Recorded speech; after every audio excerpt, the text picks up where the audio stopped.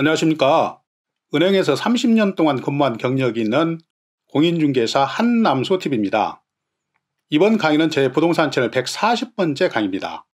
계속해서 법정지상권의 전반적인 내용을 시리즈 강의를 통해서 심층 소개를 해드리고 있습니다. 이번 강의는 그 네 번째 제4강으로서 민법 제305조의 전세권과 관련한 법정지상권에 대해서 말씀을 드리겠습니다.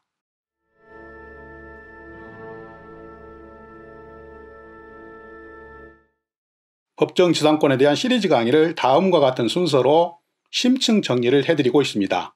지금까지 제1강에서는 법정지상권의 개념과 취지와 성질에 대해서 말씀을 드렸고, 2강에서는 법정지상권의 종류 6가지에 대해서 말씀을 드렸습니다. 세 번째 강의에서는 가장 일반적인 법정지상권의 형태라고 할 수 있는 민법 제366조에 나와 있는 저당권과 관련된 법정지상권에 대해서 아주 자세하게 설명을 드렸습니다. 이번 네 번째 강의에서는 민법 제305조에 나와 있는 전세권과 관련된 법정지상권에 대해서 설명을 드리겠습니다. 다음 다섯 번째 강의에서는 관습법상의 법정지상권, 이것도 마찬가지로 법정지상권의 가장 일반적인 형태라고 볼 수 있죠. 여섯 번째는 말씀드린 민법 제366조의 법정지상권과 다섯 번째 강의에서 말씀드리는 관습법상의 법정지상권의 차이에 대해서 분석을 해드리겠습니다. 일곱 번째 강의에서는 법정지상권의 성립 시기와 존속기간, 여덟 번째는 법정지상권과 지료, 아홉 번째 강의에서는 법정지상권의 소멸사유에 대해서 말씀을 드리고, 열 번째 강의에서는 분묘기지권, 또 11번째 강의부터는 케이스별로 판례를 분석을 해드리겠습니다. 이 법정지상권에 대한 저희 강의를 처음부터 끝까지 다 들으시면 전반적인 내용을 이해하시는데 정말로 큰 도움이 될 것입니다. 한번 믿고 따라와 보세요. 본 강의를 끝까지 시청하시고 구독과 좋아요 버튼, 그리고 광고를 좀 끝까지 봐주시면 대단히 감사하겠습니다. 고맙습니다.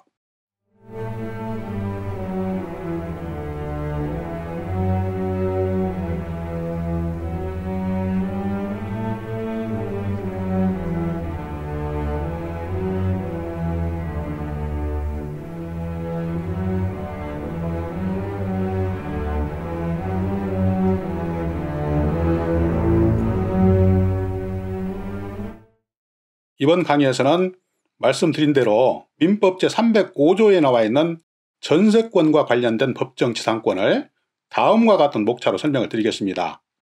첫 번째는 전세권과 관련된 법정지상권이란 무엇인가, 여기에 대해서 말씀을 드리고, 두 번째는 이 전세권과 관련된 법정지상권의 성립요건에 대해서 말씀을 드리겠습니다.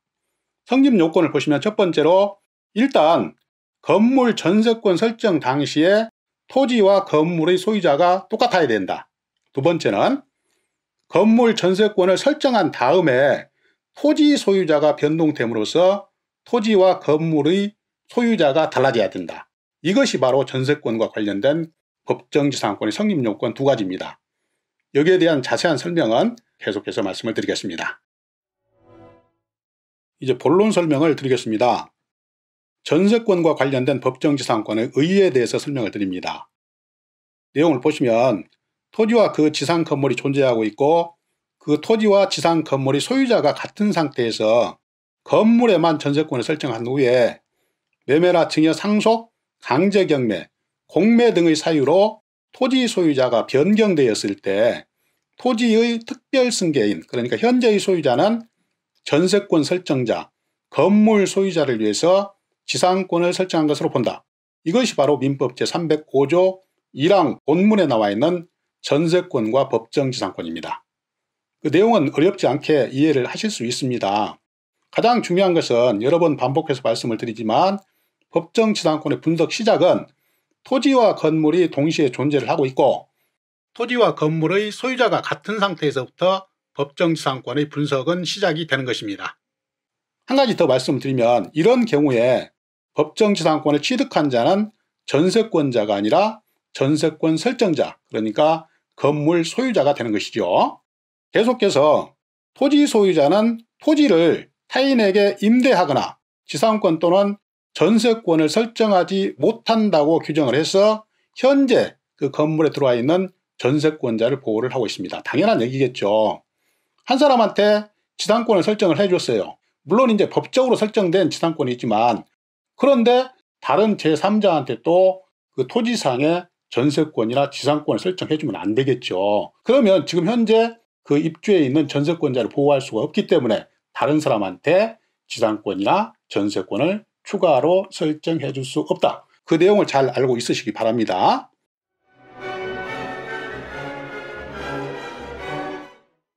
이제 두 번째로 전세권과 관련된 법정지상권의 성립요건 두 가지를 설명을 드리겠습니다. 그 첫 번째로 전세권 설정 당시에 토지와 건물이 동시에 존재를 하고 또 토지와 건물의 소유자가 같아야 된다. 그 이유를 말씀을 드리겠습니다. 보시면 건물에 대한 전세권 설정 당시에 토지와 그 지상 건물의 소유자가 만약에 다르다면 건물 소유자가 이미 토지 이용에 관한 별도의 약정을 하였을 것이므로 법정지상권을 인정해서 따로 건물 소유자를 보호할 필요가 없을 것입니다.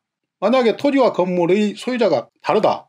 그럴 경우에는 건물 소유자는 이미 토지 이용을 하기 위해서 별도의 약정을 체결을 했을 것이기 때문에 여기에서 법정지상권을 추가로 인정해서 그를 따로 보호할 필요는 없다는 얘기예요. 약정을 해서 사용을 하고 있기 때문에 그렇습니다. 한 가지 더 추가적으로 말씀을 드리면 건물이 미등기일 때는 전세권 설정 등기를 할 수가 없기 때문에 여기에서 말씀드리는 민법 제305조의 법정지상권 성립 대상이 아닙니다. 계속해서 성립요건 두 번째입니다. 전 슬라이드에서 말씀드렸듯이 일단 토지와 건물이 존재를 하고 있고 그 토지와 건물의 소유자가 같은 상태에서 건물에만 전세권을 설정한 다음에 토지 소유자가 변동됨으로 인해서 토지와 건물의 소유자가 각각 달라져야 됩니다. 이것이 바로 전세권과 관련된 법정지상권 성립요건 두 번째입니다. 그래서 토지 소유자는 건물 소유자를 위해서 지상권을 설정한 것으로 보아서 건물 소유자는 지상권의 존속기간 동안 토지를 이용할 수 있는 권리가 있다. 이것이 전세권과 관련된 법정지상권입니다. 요약해서 설명을 드리면 일단 토지와 건물이 존재를 하고 있어야 되고 그 토지와 건물의 소유자가 같은 상태에서 건물에만 전세권이 설정된 다음에 토지가 매매, 강제경매, 증여, 상속, 대물변제 이러한 사유로 인해서 토지의 소유권자가 변경되었을 때 이 토지의 특별 승계인은 건물 소유자, 그러니까 건물의 전세권 설정자를 위해서 지상권을 설정한 것으로 본다. 그리고 이 지상권 존속기간 동안 건물 소유자는 토지를 이용할 권리가 있다. 이것이 바로 전세권과 관련된 법정지상권의 총괄적인 요약입니다. 시청자 여러분, 지금까지 법정지상권 제4강으로서 민법 제305조에 나와 있는 전세권과 관련된 법정지상권의 의의와 성립요건에 대해서 자세하게 설명을 드렸습니다. 좀 이해가 되셨는지요? 도움이 되셨는지 모르겠습니다.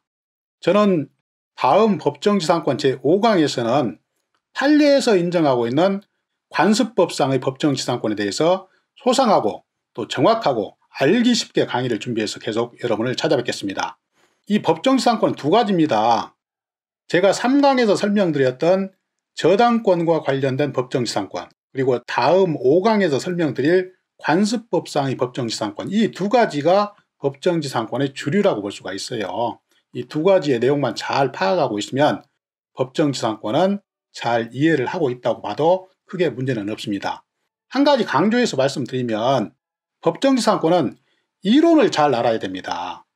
유치권은 책상에서 20%를 분석하고 현장에 나가서 80%를 분석을 해야 되는데 이 법정지상권은 책상에서 90%를 분석을 하고 현장에서는 10%밖에 찾을 수가 없습니다. 이 법정지상권은 서류를 가지고 분석을 하는 거예요.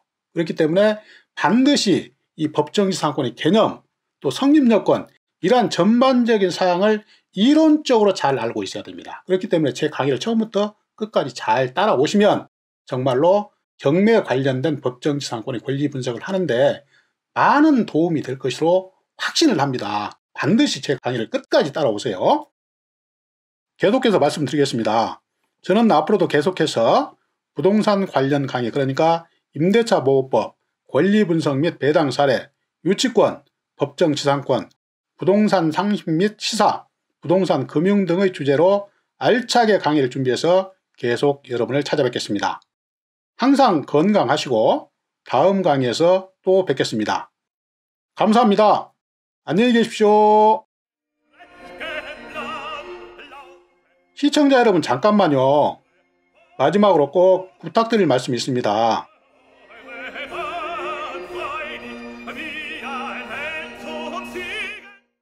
지금까지 약 10분 동안 설명드린 전세권과 관련된 법정지상권의 내용이 여러분들께 조금이라도 도움이 되셨다고 생각되시면 구독 버튼과 좋아요 버튼 잘 부탁드리겠습니다.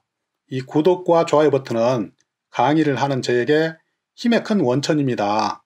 마지막으로 잘 부탁드리겠습니다. 감사합니다.